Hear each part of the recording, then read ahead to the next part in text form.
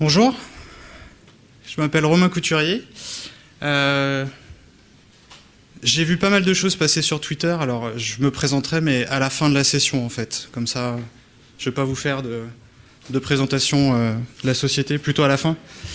Moi j'aime bien le logo du Blend Webmix parce qu'en fait il me rappelle celui de ma société. Alors pour la petite info, mon logo il existe avant celui du logo du Blend Webmix. Alors il y a un prérequis sur cette session. Qui connaît Agile dans la salle? Ouais. Ok. Qui connaît pas du tout Agile? D'accord. Product Owner, ça parle à tout le monde? Ouais, ok, d'accord. Ça part bien. Qui est-ce qui a vu un utilisateur hier sur vos projets? Personne. La dernière fois que vous avez vu un utilisateur, c'était quand? C'était il y a une semaine? Vous avez vu un utilisateur il y a une semaine? Qui a vu un utilisateur il y a une semaine? Ah, il y en a quand même. Qui en a vu il y a un mois? Qui n'en a jamais vu? Non, un utilisateur, un vrai utilisateur. Quelqu'un qui utilise votre application, quelqu'un qui travaille sur vos projets. Il n'y a pas de honte. Bon. Là, comme je vous disais, il y a juste un prérequis. Je ne vais pas vous parler d'agilité aujourd'hui. Enfin, je ne vais pas vous expliquer ce qu'est l'agilité. L'agilité, c'est un principe c'est un ensemble de méthodes. Je vous invite à aller sur le site agilemanifesto.fr pour tous ceux qui se posent des questions. Je vous donne une définition simple. C'est juste la partie prérequis et après on va véritablement rentrer dans le vif du sujet. L'agilité, on va partir de ce principe-là, c'est une équipe qui s'améliore et qui s'organise dans un environnement complexe pour délivrer en continu de la valeur à ses utilisateurs en toute simplicité. Et en fait, s'il y avait un seul slide à retenir, bah, ce serait celui-là. Donc si vous avez envie d'aller voir une autre session, allez-y, sinon, pas de problème, restez avec moi. Alors l'histoire que je vais vous raconter, c'est l'histoire de qui? C'est l'histoire d'un product owner. Un product owner, je vais l'appeler chef de projet fonctionnel pour qu'on partage le même vocabulaire. Le product owner, c'est lui. C'est un responsable métier qui est au carrefour de deux univers. D'un côté, les équipes de dev, ou son équipe de dev, qui travaillent peut-être suivant une méthode, peut-être Scrum, peut-être qu'elle travaille à l'arrache, on ne sait pas.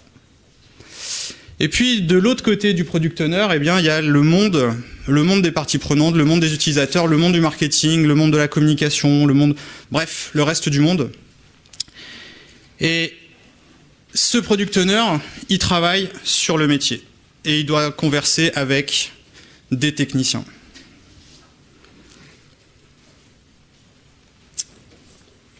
En fait, l'histoire que je vais vous raconter, c'est un peu celle que j'ai vécue il y a 2 ans.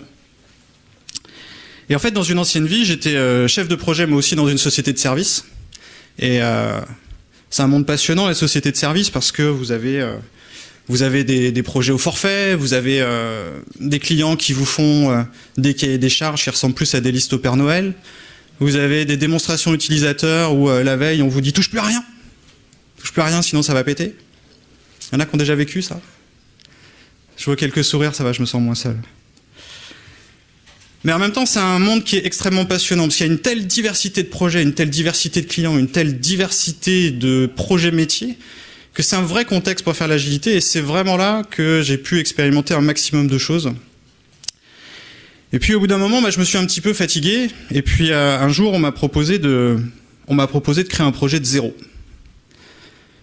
Et quand je vous dis un projet de zéro, c'est-à-dire qu'on n'avait rien du tout.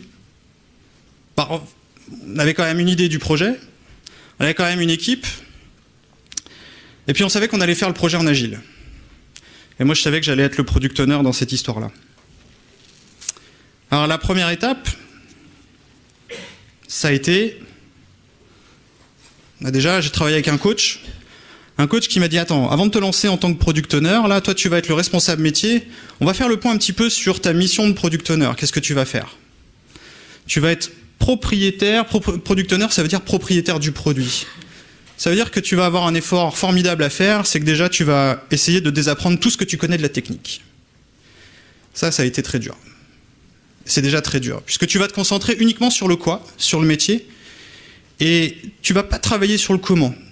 En tant que chef de projet fonctionnel, en tant qu'ancien chef de projet fonctionnel et nouveau product owner, qu'est-ce que tu vas faire? Eh bien, tu vas laisser les gens décider et tu ne vas jamais prescrire de solution. Ah si? J'ai entendu? Non. Non.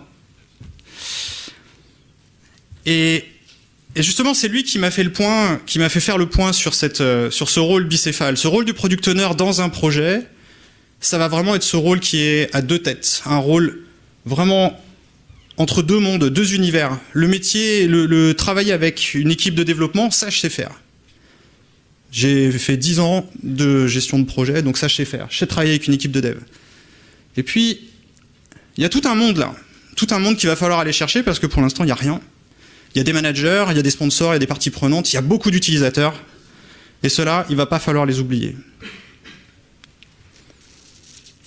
Ouais, ok, de toute façon, on est en plein début du projet, donc... voilà, comme dans tout début de projet, c'est l'euphorie. Enfin, vous êtes... je sais pas, quand vous démarrez un projet, j'espère... Enfin, moi, j'espère... J'avais plein d'énergie, j'avais qu'une envie, c'était d'y aller, quoi. C'était de se lancer. Enfin, quand est-ce qu'on démarre? On a démarré avec une vision. Une vision toute simple. Une vision, on a fait une boîte. On a pris une boîte de céréales et on a mis tout le monde dans la même salle. Parce que moi, j'avais très très envie de travailler en agile. J'ai vu plein de choses.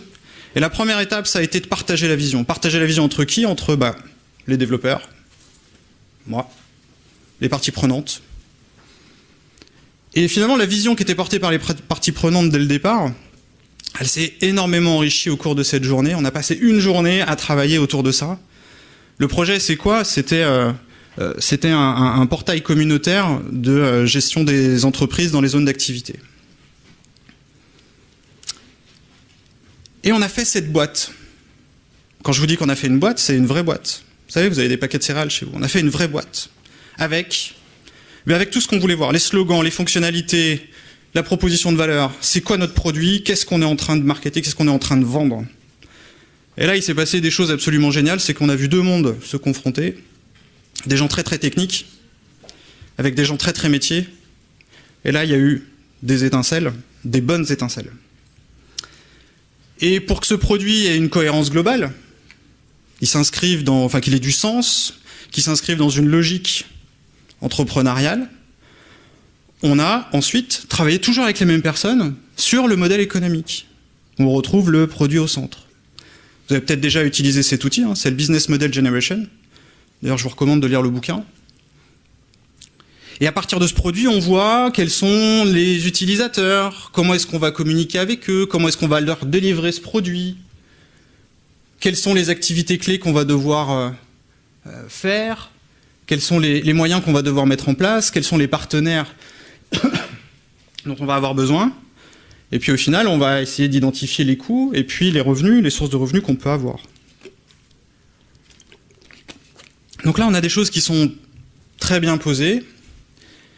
Là, les sponsors, s'impatientent un petit peu parce que là, il s'agirait quand même un petit peu de démarrer le boulot, quoi. C'est bien, on a phosphoré, mais tout ça, ça fait des mois qu'on l'a en tête. C'est bien de partager, mais est-ce qu'on pourrait maintenant parler du projet? Maintenant, est-ce qu'on peut parler réalisation?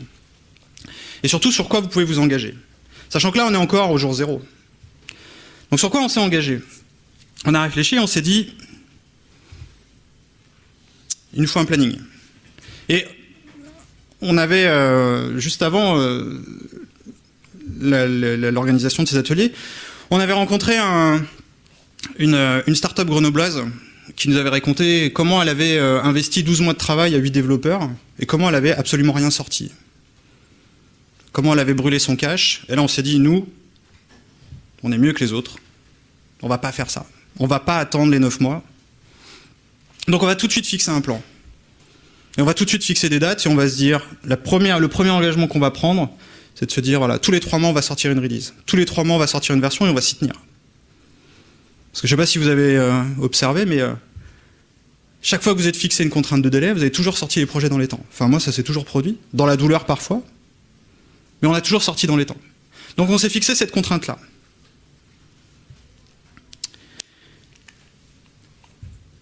Jour 3, on n'a toujours rien. Enfin, on n'a toujours pas une ligne de code, on n'a rien qui tourne, on n'a que dalle. On n'a que dalle d'un point de vue utilisateur. Et puis surtout, on n'a pas encore d'équipe, c'est-à-dire que l'équipe, elle vient juste d'être recrutée, elle n'est pas encore formée, c'est-à-dire elle ne se connaît pas, d'ailleurs pour certains, ils ne savent même pas travailler en Scrum. Donc dire qu'on va travailler en agile. Et là, en fait, on a joué à Scrum. Vous pouvez jouer à Scrum chez vous, dans vos équipes, c'est très simple. Vous faites des itérations de 7 minutes, vous mettez vos développeurs ensemble, et au bout de 7 minutes, ils doivent produire quelque chose. Avec des notions de test, des notions d'intégration continue. Bref, on a travaillé sur le produit des développeurs, non pas le produit métier, le produit des développeurs. Et le produit des développeurs, c'est quoi? C'est l'environnement technique. Comment est-ce que je fais une plateforme de test? Comment est-ce que je fais de l'intégration continue? Comment est-ce que je fais du déploiement continu? L'objectif étant de me rassurer moi en tant que product owner sur la capacité que l'équipe peut avoir de délivrer du produit. Et en même temps, ça permet de former l'équipe, d'apprendre ce que c'est que le binomage, travailler à deux, travailler en équipe, faire des erreurs, apprendre de ses erreurs. Donc là, on est chaud bouillant, on est prêt, on a tout. Et en rencontrant des personnes, il y en a qui me disent, mais t'as lu le bouquin, vous connaissez peut-être le bouquin d'Eric Ries sur le Lean Startup.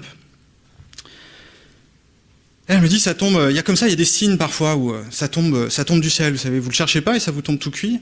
Et celui-là, il est tombé à point nommé parce que c'est un bouquin qui est très simple. Il parle de comment construire et comment apprendre à partir de comment mesurer, qu'est-ce qu'on cherche à mesurer, comment est-ce qu'on va construire, comment est-ce qu'on va mesurer et qu'est-ce qu'on va apprendre à partir de là, et introduire des boucles de répétition extrêmement rapides. Ça tombe très bien parce que c'est exactement ce qu'on veut. On est pile poil dans l'environnement qu'on cherche. Des boucles de feedback extrêmement rapides. Autour de concepts très très simples. Un produit minimum, pivoter, faire des tests AB, du déploiement continu. Bref. Voilà. Il y a un truc tout bête dans ce bouquin que moi j'avais complètement oublié. Et là je me dis mince. C'est juste que la base du bouquin, c'est les utilisateurs. Et depuis le début, il y a un truc qu'on n'a pas fait dans cette histoire, depuis 3 jours. On n'a toujours pas vu un utilisateur. Donc là, cette prise de conscience, on a commencé à organiser des rencontres utilisateurs, et là, on s'est vite confronté à une vraie réalité, c'est que trouver les bons utilisateurs pour leur présenter notre produit, ou des maquettes de produits, c'est super dur. C'est super dur parce que les utilisateurs... pour beaucoup, quand je leur ai présenté les maquettes, ça ne peut pas dire que ça les ait fait rêver, quand même. D'ailleurs, ils n'ont même pas été capables de nous dire grand-chose. Ils ont surtout pu nous dire, ouais, à peu près. Ils peuvent nous dire ce qu'ils n'ont pas voulu, par contre, ce qu'ils veulent plus des autres produits. Ça, ils étaient très forts. Et donc, on a essayé de tourner ces interviews-là, non pas de manière avec des questions ouvertes, mais en leur demandant des exemples. Donnez-nous des exemples. Donnez-nous des exemples de ce que vous faites. Donnez-nous des exemples de ce que vous ne faites pas. Donnez-nous des exemples des solutions que vous utilisez. Donnez-nous des exemples de choses qui ont véritablement fonctionné. On a conduit ces ateliers-là. Il y en a eu plusieurs. On a consolidé tout ce travail sous forme de personas. C'est des archétypes d'utilisateurs. L'idée, c'était de les avoir avec nous dans notre espace de travail, qu'on puisse les regarder en se disant « Ouais, Élise, elle est comme ça. Raoul, il est comme ça. » Et le fait d'avoir ces personas dans notre espace de travail, l'intention, elle était véritablement de pouvoir prendre des décisions sur notre produit, comment est-ce qu'on allait définir telle ou telle fonctionnalité, comment est-ce qu'on allait prioriser par rapport à ces personnes-là. Donc on a cherché ces personas, puis on les a affinés, on les a consolidés, on les a accrochés au mur. Donc là, c'est des A4. Et on s'est lancé maintenant dans la description du périmètre fonctionnel, la cartographie fonctionnelle. Pour ça, on a utilisé un format qui s'appelle le User Story Mapping.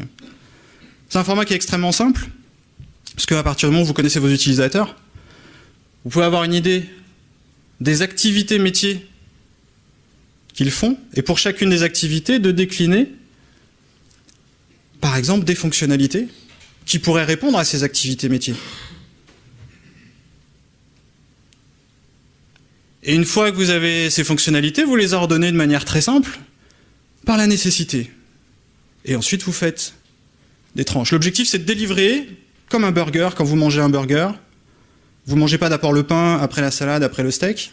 Enfin, peut-être, mais la plupart des gens, ce qu'ils font, c'est que vous faites une tranche. Et l'idée, c'est vraiment d'avoir une tranche de produit. Et que ce premier produit, notamment sur la version squelette, ce soit une première tranche. Donc on retrouve ici toutes les fonctionnalités, et en Agile, quand on travaille les spécifications, on appelle ça des histoires utilisateurs. Je vais y revenir. Donc là, on a notre première cartographie fonctionnelle. On a à peu près 3 ans de boulot là, sur la carte. Parce que ça, des idées géniales, on en a tous. Ça, c'est super. Ah, si en plus vous mettez plein de gens, il y a encore beaucoup plus d'idées. Donc l'idée, c'est vraiment de réduire. Et on est toujours dans cette idée, on n'a que 3 mois. Qu'est-ce qu'il nous faut dans 3 mois? Quel est le produit minimum qu'on doit avoir dans 3 mois? Quelle est la tranche de produit qu'on doit avoir? Et à partir de là, moi, en tant que product owner, je peux me lancer dans un exercice de spécification détaillée. Mais ces spécifications détaillées, je ne vais pas produire un gros cahier des charges, j'ai pas le temps pour ça.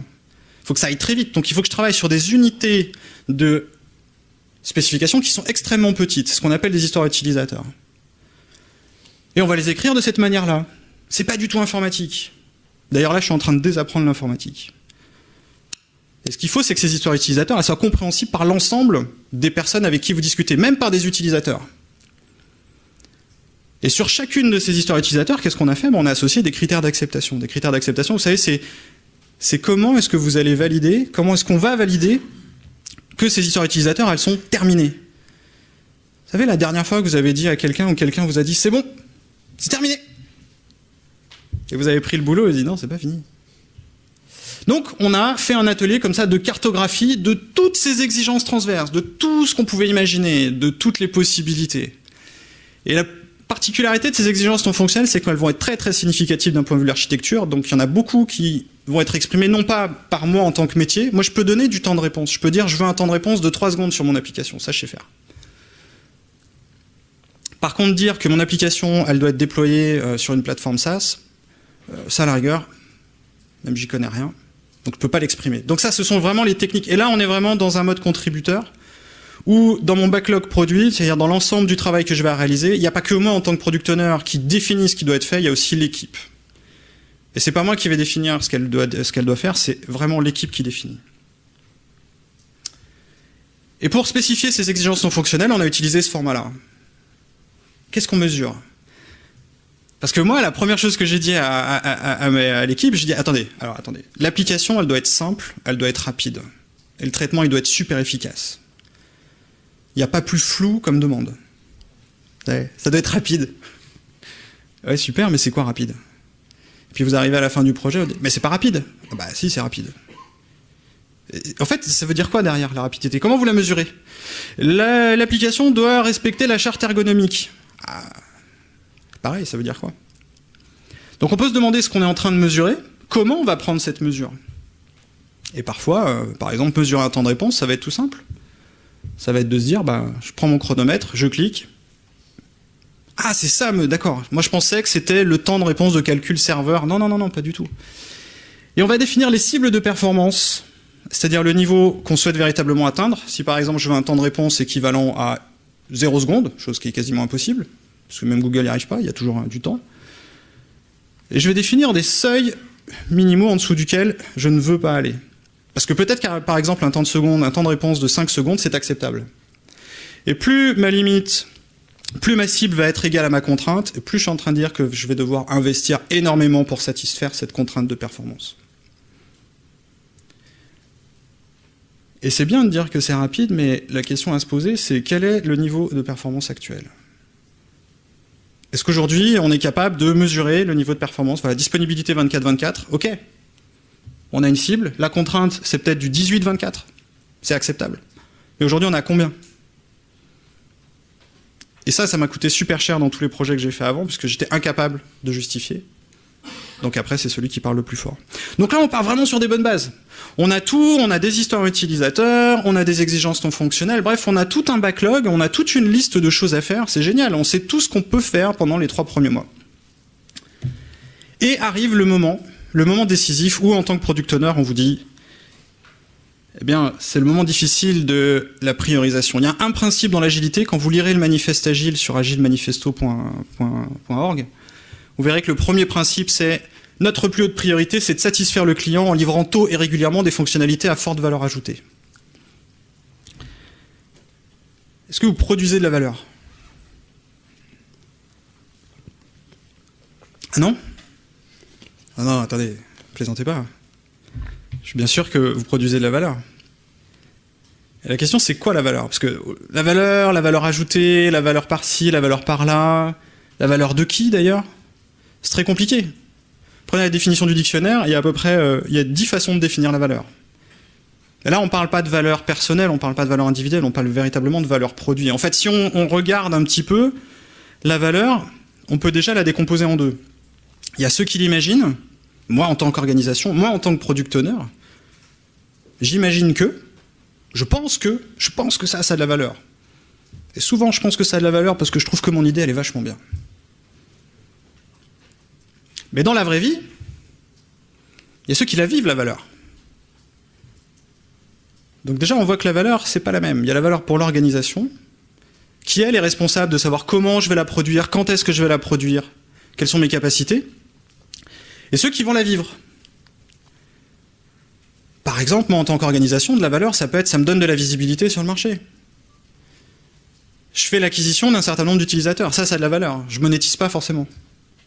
Par contre, d'un point de vue utilisateur, c'est voilà, c'est rapide, c'est simple, c'est efficace, ça me donne du confort, ça me fait gagner du temps. Du coup, les critères d'évaluation de la valeur vont être différents. Et moi, j'ai fait très simple. J'ai pris tous ces critères-là, je les ai mixés, et je suis passé d'un backlog qui ressemble à peu près à ça, c'est-à-dire une masse de trucs vachement importants, pas du tout importants. Bref. En gros, si vous posez la question à tout le monde, vous avez à peu près tous les avis contraires. Donc j'ai fait une matrice très simple sous Excel. Un tel pense que la valeur elle est comme ça, on l'a pondérée. Un tel pense que la valeur elle est comme ça, on l'a pondérée. J'ai fait la somme de tout ça. Ça m'a donné une liste d'un backlog priorisé par la valeur. C'est un moyen de faire. Puisque moi, en tant que product owner, j'ai toujours en face de moi plein de gens, je suis tout seul. Et on me demande, parce que c'est dans mon rôle de product owner, hein, de prioriser. C'est quand même moi qui suis le garant de la production de la valeur et du bon ordonnancement du travail de l'équipe. Et justement, cette notion d'ordonnancement, j'y suis pas encore. Là, j'ai juste priorisé. Je sais même pas encore combien ça coûte, en fait. Et ce que je n'ai pas voulu répéter dans cet exemple-là, c'est l'erreur que je commettais avant, c'est attends, dis-moi combien ça coûte, et après je te donnerai la priorité. C'est-à-dire de déléguer la notion de priorité d'un point de vue technique, et d'être conditionné par la technique. Là, on est vraiment toujours dans un conditionnement par la valeur de l'organisation, la valeur de l'utilisateur. Donc on a fait une séance de planification. Alors, si vous ne connaissez pas, je vous invite à aller chercher cette technique, ça s'appelle le planning poker. Pour les amateurs et les amatrices de table, ça n'a rien à voir. C'est juste un jeu qui permet d'estimer. Et ces estimations ont la particularité d'être portées en groupe. On demande à l'ensemble, là j'ai demandé vraiment à l'ensemble de l'équipe de se prononcer sur chacun des éléments. Moi je suis là en tant que product owner juste pour répondre à la définition, est-ce que mon besoin a été bien compris? Parce que c'est très dur de savoir quand est-ce qu'il faut s'arrêter de spécifier. Je peux passer des jours et des jours à spécifier ou je peux y passer 5 minutes. À quel moment je sais que c'est le bon niveau? Pour savoir à quel moment c'est le bon niveau, moi ce dont j'avais besoin, c'était que mon équipe elle me donne une quantification. Une quantification relative. Un truc exactement comme quand on va acheter des vêtements. Vous prenez du S, du M, du L, du XL, bref, quelque chose de relatif. Je veux des choses qui soient, je veux savoir si c'est plus ou moins gros, plus ou moins petit. Et surtout, ce qui va se dégager de ça, c'est pas tellement l'estimation. Ce qui compte, ce sont les échanges et la montée en compétence de l'équipe. Et là, il s'est passé un truc formidable, c'est que sur une équipe qui se connaît pas, on a passé une journée, finalement, à apprendre. Donc à partir de là, eh bien, j'ai ma valeur d'un côté, mon coût de l'autre. J'ai pris un modèle d'ordonnancement très simple. En gros, qu'est-ce qui m'empêche de dormir la nuit? Quel est le truc? Si je l'ai pas, c'est simple, je cauchemarde. Et tous les matins, j'arrive en me disant, mais quand est-ce qu'ils vont me le livrer? Quand est-ce qu'ils vont me le livrer? Quand est-ce que moi, je vais pouvoir? Donc, le mode d'ordonnancement, c'est-à-dire la planification, ne respecte pas la valeur métier. Puisque l'idée, c'est pas possible. Il y a des choses qui sont très coûteuses et qu'on peut pas implémenter. C'est dur à accepter, mais... Donc on a commencé par développer ce qui avait le plus de risques et le plus de valeur, parce que c'est là qu'on était en phase critique. Et là, comme on est au début de notre première version, c'est cool. On va développer ce qui est le plus risqué tout de suite. Y compris des choses qu'on sait absolument pas faire. Donc ce qui demande pas mal de courage. En se disant qu'après, on allait se concentrer sur ce qui allait avoir le plus de valeur, moins de risques. Et puis, on se garde des choses pour la fin. Et ce qui est intéressant, c'est qu'on a également simplifié toutes les idées qui n'ont quasiment pas de valeur et qui sont super risquées. Et là, déjà, on a trouvé une zone de simplification. On s'est éliminé du travail, ce qui est très confortable. Et à partir de là, on a tout. On a tout pour rentrer dans le monde merveilleux de Scrum, qui est juste une succession d'itérations. On travaillait sur des cycles de 15 jours. Moi, au début de chaque itération, en tant que product owner, j'arrivais avec mes histoires utilisateurs qui sont prêtes, c'est-à-dire qui sont spécifiées de manière détaillée, avec mes tests. Et puis à chaque fin d'itération, l'équipe me faisait une démonstration, mais pas qu'à moi, parce qu'on invitait des utilisateurs aussi pour qu'ils voient. Et puis voilà, on a bâti comme ça les 3 premiers mois de la première version. Succession d'itérations, on a fait 6 itérations comme ça. Puis un jour, en travaillant avec le coach, il me dit... bon, en fait, il me dit rien, parce qu'un coach vous dira jamais rien. Un coach est juste là pour vous aider à appuyer là où ça fait mal. Et il m'a fait comprendre que je devais peut-être un petit peu muscler la façon dont j'acceptais le travail qui a été réalisé. On est toujours dans cette notion de c'est fait ou c'est pas fait. On n'est plus dans le ouais, mais c'est à 98% fait, on y est presque, il n'y a plus qu'à... ouais, bon, c'est pas fait quoi. Et à la dernière itération, il s'est passé ça. C'est-à-dire de toutes les histoires qui m'ont été présentées, dans la démonstration qui m'a été restituée, je me suis dit, je vais muscler un peu ma définition de terminé, et j'ai refusé plein de travail. Je vous cache pas que l'équipe, je l'ai complètement démotivée. Et tout de suite, ce qui est ressorti, puisque derrière, on a fait un bilan ensemble, et là, j'ai retrouvé les vieilles phrases que je disais avant. Ouais, c'est la faute du client. C'est la faute du product owner. Ouais, parce que tu nous dis des choses, mais finalement, tu nous as pas tout dit. Ah oui, mais vous m'avez pas tout dit, enfin, je vous ai pas tout dit très bien, mais vous pouviez aussi y penser quand même. Il y a des choses qui sont évidentes. Enfin, je veux dire, le bouton, je vais pas tout vous dire non plus. Ah bah ouais, mais si tu nous dis pas tout, comment on fait? Et puis, moi, en tant que product owner, j'étais pas très satisfait non plus parce qu'ils avaient fait des choses que je leur avais pas du tout demandé. C'était sympa, mais donc du coup, c'était du travail pour rien. Donc on a fait un bilan, et en fait, à l'issue de ce bilan, ce dont on s'est rendu compte, c'est que finalement, les vieux démons hérités de la gestion de projet traditionnelle, ils étaient encore un peu là, et j'étais encore un product owner assez présent, voire un peu trop présent, un peu trop prescriptif. Et on a conclu un nouveau contrat. Et ce contrat, c'est moi, en tant que métier, je propose, et c'est l'équipe qui dispose. C'est l'équipe qui définit ce qu'elle est capable de faire, et c'est surtout l'équipe qui s'engage à terminer, et surtout à me poser des questions. Donc on a véritablement renforcé ce contrat de travail. Et c'est dur à accepter, parce que là, j'ai plus le droit d'être prescriptif. Proposer, c'est juste... voilà, je mets sur la table ce qu'il y a à faire, et c'est l'équipe qui me donne après ce qu'elle est capable de faire. Donc on arrive en fin de première version, malgré tout ça, on est super content parce qu'on passe en prod. Ça y est, on déploie au niveau des utilisateurs. On est super content, on a réussi à faire... voilà, on a produit une première version, on est capable de la mettre à disposition des mêmes utilisateurs qu'on avait interviewés au début. Enfin ça c'était avant le drame, quoi. Ça c'était l'euphorie avant le drame, puisque une fois qu'on a mis en exploit, on a juste pris une énorme claque. Enfin on n'en a pas pris qu'une en fait. Celle-là, j'en ai mis qu'un utilisateur. On a pris autant de claques qu'il y a eu d'utilisateurs. Et là, on est tombé des nues parce que les utilisateurs, ils venaient aux démos, ils étaient plutôt contents, et là, ils nous disent, on n'est pas content. C'est moche. Bah mince. C'est pas beau. Puis, on s'est pas du tout compris, là, sur le process métier, c'est pas du tout comme ça qu'il faut fonctionner. Ok, bon. Alors, attendez, on va regarder. Puis, bien sûr, la loi de Murphy, comme... si vous avez la probabilité, enfin c'est la loi de l'emmerdement maximum, c'est-à-dire que si vous avez la probabilité qu'il y ait un problème qui se pose, il va forcément se poser. Et généralement, c'est couplé à la loi des séries, c'est-à-dire que vous en avez plusieurs en plus. Donc on avait déjà ce problème d'expérience utilisateur, et c'est vrai que, faut être objectif, on était un petit peu passé à côté parce qu'on était tellement dans notre trip de réaliser un produit minimum qu'on a juste oublié que le produit minimum, faut aussi que ce soit un produit utilisable. Bon, ça tombe bien, c'est l'objectif de la deuxième version. Et puis en regardant un petit peu, on a déjà 3 mois de dev, 3 mois de boulot. Et là, on se rend compte qu'on fait un mini audit technique, on fait venir un expert. Et là, on se rend compte qu'on commence à avoir des problèmes de qualité. Moi, en tant que product owner, je commence à avoir les premiers bugs. Et en fait, en regardant, on se rend compte qu'on a juste codé de la complexité pendant 3 mois. On pensait avoir fait un produit, on a fait de la complexité. Alors on a pris les sujets un par un. On s'est dit, ok, on est agile, on apprend de nos erreurs, on recommence. Qu'est-ce qu'on vient d'apprendre? On vient d'apprendre qu'à partir de nos histoires utilisateurs, déjà, il va falloir les combiner avec l'expérience utilisateur. Donc on prend les maquettes, et on essaie de reventiler comme ça l'ensemble de nos specs sur les maquettes, en itérant, avec des cycles de démonstration extrêmement courts, beaucoup plus courts. D'ailleurs, on n'est plus dans des itérations, là.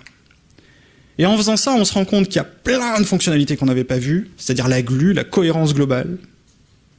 Et en même temps, on s'est rendu compte que nos interfaces, elles étaient aussi incohérentes, puisqu'elles ne reflétaient pas les attentes purement métier.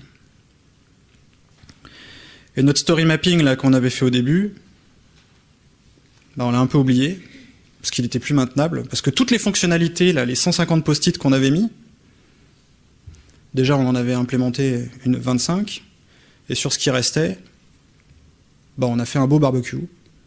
Donc on est reparti de là, parce qu'il n'y avait pas de sens en fait. Et l'idée c'est cette question du sens.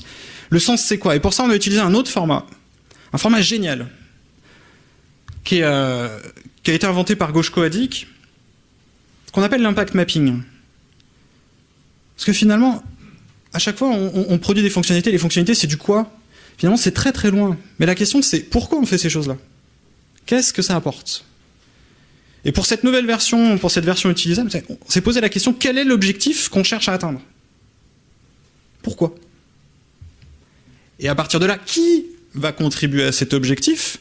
Par quelles activités métiers? Donc comment? Et là, on n'est toujours pas dans l'informatique. Et à partir de là, comment est-ce qu'on répond? Comment est-ce qu'on apporte une solution à ces choses-là? Et là, ça nous a permis de mettre en lumière énormément de travail qu'on n'avait pas vu, et beaucoup de travail qui n'était pas d'ordre informatique d'ailleurs. Donc voilà à peu près à quoi ça ressemble. Donc là, c'est une journée de travail, et donc on retrouve le pourquoi, le qui, comment, c'est-à-dire là les activités purement métiers, le job des personnes, et tous les post-it orange, ce sont les fonctionnalités. Et là, ce qui est génial, c'est qu'au tout début de l'histoire, j'avais juste des fonctionnalités et j'avais juste des exigences non fonctionnelles, des choses qui apportent de la valeur quand même. Alors les fonctionnalités, c'est visible par l'utilisateur, donc ça apporte beaucoup de valeur. Les exigences non fonctionnelles, voilà, la disponibilité par exemple, ça apporte de la valeur, mais les gens, voilà, c'est évident, quoi. C'est pas très visible. Et on se retrouve avec des bugs. Et pire que des bugs, le remboursement de la dette technique. La dette technique, c'est quoi? C'est toute la dette que l'équipe venait de contracter par toute la complexité qu'elle a injectée au niveau de son produit. Tous les choix d'architecture, toutes les décisions volontaires ou involontaires. Bon là, je vais le faire un petit peu rapidement, là, parce que comme ça ira plus vite. C'est un peu sale, mais c'est pas grave, je reviendrai dessus. Plus tous les tests qu'on n'a pas fait. Et ça coûte très très cher, parce que cette dette, au bout d'un moment, il faut la rembourser. Parce que si vous la remboursez pas, on sait ce qui se passe. Donc là, pour être honnête, ça allait pas très bien. J'en avais un peu marre, ça partait un peu dans tous les sens, donc j'avais un peu la tête comme ça, là. Tout seul dans mon bocal, avec des utilisateurs qui me disent qu'ils aiment rien, des développeurs qui commencent à me dire « ouais, il y a des bugs, il faut les prioriser, mais c'est plus important que tes besoins utilisateurs. » Là, j'avais envie juste de faire stop. Et là, ce que j'ai fait, je suis sorti. Je suis allé voir ce qui se passait ailleurs. Je suis allé dans d'autres conférences. Alors, il n'y avait pas le Blend à l'époque. Il y a beaucoup de conférences agiles dans la région, notamment en saison automnale. Donc je suis allé à Agile Grenoble, je suis allé à Paris, je suis allé voir d'autres aussi, d'autres personnes. J'ai essayé de trouver d'autres responsables métiers pour savoir comment ils faisaient. Avec quoi je peux revenir de tout ça. Et ça m'a fait un bien fou d'aller voir cette diversité, Et je suis revenu avec des outils hyper simples, parce que j'étais véritablement en train de me compliquer la vie. Et on a réussi à sortir cette deuxième version de cette version utilisable, mais elle n'était pas encore satisfaisante, parce que là, il nous reste plus que 3 mois, on est déjà à 2/3 de l'échéance qu'on s'est fixée. Donc là, il faut aller plus vite. Donc la première chose qu'on a fait, c'est un truc tout simple déjà, c'est Attends, mais qu'est-ce qu'ils pensent tes utilisateurs? Est-ce que tu es capable de dire comment tu dis que tes utilisateurs sont contents ou pas contents? Ça veut dire quoi? Donc chaque fois qu'on allait voir un utilisateur, chaque fois qu'on allait faire une démonstration, on faisait un indicateur, un truc tout bête. Qu'est-ce que vous pensez de l'utilisation? Qu'est-ce que vous pensez de la satisfaction? Vous êtes confiant? C'est totalement subjectif. Mais par rapport à une personne, c'est toujours constant. Et comme à chaque fois on revenait avec des nouvelles fonctionnalités, on pouvait voir l'évolution, on pouvait voir les tendances. Ça nous a aidé à voir tout simplement qu'on décollait pas. Et du coup, de mieux cibler les questions qu'il fallait qu'on pose. Également, on faisait venir des utilisateurs à nos démonstrations. Tous les 15 jours, on faisait une démo. Et donc, on invitait la planète entière en disant, voilà, venez. Venez, il y a un truc chouette. Si vous pouvez pas venir, on le fait en visio, il n'y a pas de problème. Et à la fin, on leur posait la question. Vous êtes content ou pas content? C'était bien, c'était pas bien? Parce que nous aussi, on avait besoin d'avoir beaucoup plus de feedback. Cette notion de feedback, elle nous a cruellement manqué. Je suis revenu avec un autre outil aussi. Parce que moi, en tant que PO, gérer une liste, comme je vous ai montré au début, là, priorisée, c'est encore pire que de gérer un document qui est hyper structuré avec des schémas dans tous les sens. Il n'y a pas pire pour structurer du travail que juste de faire une liste. C'est pas possible. Parce que les éléments dans ma liste, ils ont une vie avant d'être développés et ils ont une vie après. En fait, moi, ce dont j'avais besoin de voir, et là, c'est une prise de conscience, c'est qu'en tant que product owner, en tant que responsable métier, je dois avoir une vue globale sur ma chaîne de valeur, sur ma chaîne de production, de la naissance de l'idée jusqu'à la mise en production. Et j'ai discuté avec un expert en ligne qui travaille dans le manufacturing, dans l'industrie. Il me dit, mais tu sais que nous, ça fait des années qu'on fait ça, nous. Tu sais ce que tu es en train de faire là? Tu es en train de visualiser ton stock. Ah bon? Ouais, ton stock fonctionnel, là. C'est celui-là, le stock. Tu sais à quoi ça nous sert de visualiser le stock? Ça nous sert à savoir combien ça nous coûte. Parce que le stock, dans l'industrie, ça coûte. Sauf que toi, tu es dans un métier dans l'informatique où tu vois pas ton stock. Le stock de code que tu produis qui sert à rien, parce que tant qu'il n'est pas déployé, il sert véritablement à rien. Et il va falloir le maintenir. Et ton stock fonctionnel, t'imagines tout ce que tu as produit, tout ce gaspillage que tu produis. J'ai été un peu dur là quand même. Ah, mais la réalité, c'est que, regarde, là, en haut, là, tu mets une ligne d'urgence, et qu'est-ce que tu fais? Tu traites tous tes bugs en urgence. Quand tous tes bugs ils passent en urgence là-haut, et ben tout le travail que tu as mis ici, là, il avance pas. Donc tu as trop de choses. Donc il va falloir simplifier. Et le fait de pouvoir voir tout ça, ça m'a véritablement permis d'avoir une prise de conscience. Prise de conscience qu'il va falloir que je travaille moins et sur des choses encore plus ciblées. Mais je ne peux pas y arriver tout seul en tant que PO. Moi, j'ai besoin d'avoir une équipe. Donc pour ça, on a beaucoup travaillé avec l'équipe, notamment sur la coécriture des specs, que ce soit plus simplement ma propriété, mais que ce soit aussi qu'il y ait des contributions fortes de l'équipe de réalisation. Et comme j'étais très très très présent, au bout d'un moment, ils m'ont dit, écoute Romain, ce qu'on va essayer de faire, on va essayer de te virer de la PS. Ce serait pas mal.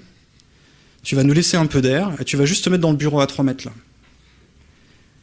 Parce qu'il y a un autre problème aussi, c'est le nombre d'interruptions. Tu viens tout le temps nous interrompre, c'est bien, on est super en mode collaboratif, mais là, il faudrait qu'on temporise un peu. Et là, ça me rappelait les moments où j'étais dans les open space, où je recevais des coups de téléphone, des mails, un tel qui vient de voir. Et en fait, les interruptions, c'est un coût énorme.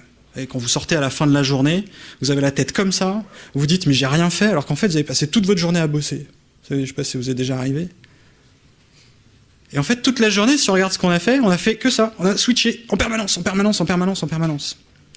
Donc l'idée, c'était de se reconcentrer déjà par un cloisonnement physique, et tout en préservant l'alignement, parce que la distance physique ne pouvait se faire que parce qu'on avait une notion de confiance qui était en train de se développer. On est à 6 mois de vie d'équipe, donc là, on commence à avoir de la confiance. Et on a commencé à pouvoir s'éloigner les uns des autres, puisque moi, j'étais rassuré sur la capacité de l'équipe à produire, et elle était rassurée aussi sur ma capacité à spécifier, à donner, à aller voir mes utilisateurs, à les comprendre, à toujours rester dans cette notion de vision. Et puis au bout d'un mois, j'ai changé d'étage. Voilà, je suis parti.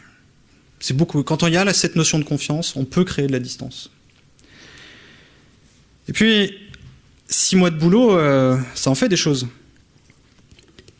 Et inévitablement, parce qu'au début, on se dit en agilité, on fait pas de doc. Ce qui est complètement faux d'ailleurs, mais les agilistes, ils font pas de doc. Non, on fait de la doc. Mais quelle est la bonne doc?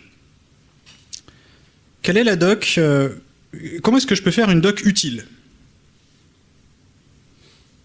J'ai discuté avec des gens. Comment tu fais une doc? Bah, je fais un truc comme ça. Est-ce qu'elle est utile, ta doc? Bah ouais, bien sûr. Attends, je l'ai écrite, elle est utile. Est-ce qu'elle est utilisable, ta doc?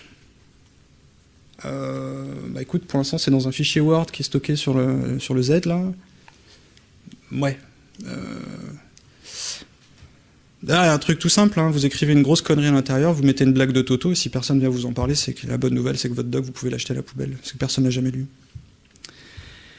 Parce que la troisième particularité de la doc, c'est qu'elle doit être utilisée. Si elle n'est pas utilisée, ça sert à rien. Et comme on est en agile, et comme il y a un principe en agile qui est très fort, c'est la simplicité. La simplicité, c'est quoi? C'est l'art de minimiser la quantité de travail inutile. Ben nous, on s'est dit, on va faire notre doc, on a une fonctionnalité, on fait 1 à 3. Pas plus, pas moins. Si le A3, il bouge pas, il n'est pas évolutif, on dégage. Et en fait, on a fait, comme ça, que des docs. On avait un mur de docs, et on pouvait voir l'ensemble des fonctionnalités. Et si ça ne tenait pas sur ce format-là, ça veut dire qu'on faisait trop de choses. Donc l'idée, ça nous imposait aussi d'être contraint et restreint.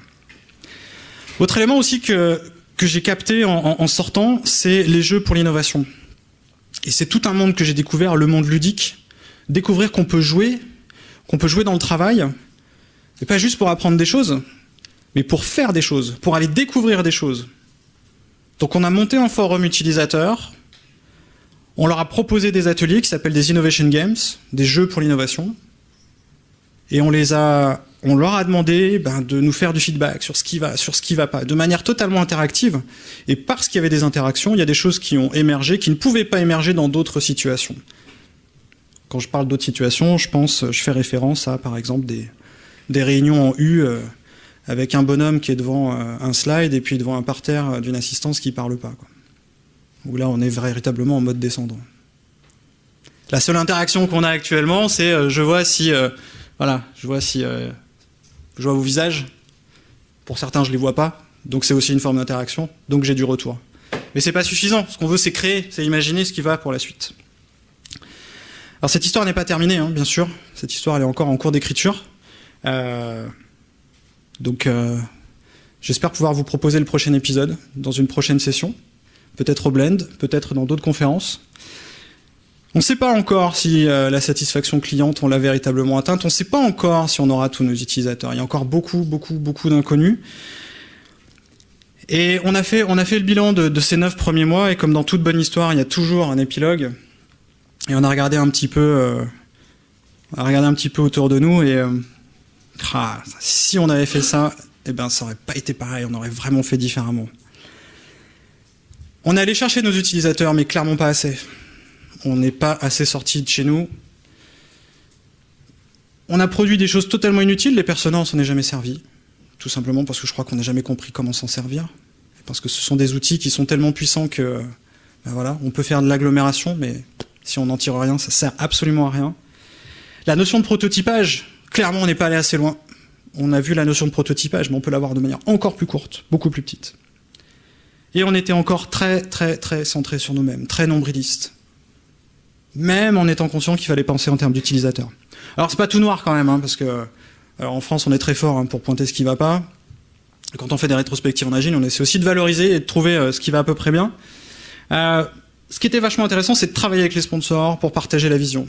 Et cette notion de partage de vision, on la retrouve, aujourd'hui dans mes activités, je la retrouve assez peu. Et c'est dommage, parce que ça permet véritablement de donner du sens au travail de ceux qui sont sur le terrain, ceux qui sont opérationnels. Aujourd'hui, il y a encore beaucoup de travail sur la gestion de mon agenda. Et puis, il y a des trucs qui ont super bien fonctionné. De se fixer des échéances courtes, donnez-vous des contraintes de délai. Et toutes les contraintes de délai fonctionnent. Tant qu'il n'y a pas de délai, le réflexe le plus simple, c'est de faire glisser le délai. C'est facile. Et donc, vous avez des projets en retard. En fixant le délai, la bonne nouvelle, c'est qu'on n'est plus jamais en retard. On finit toujours à l'heure. puisque quand c'est fini, c'est fini.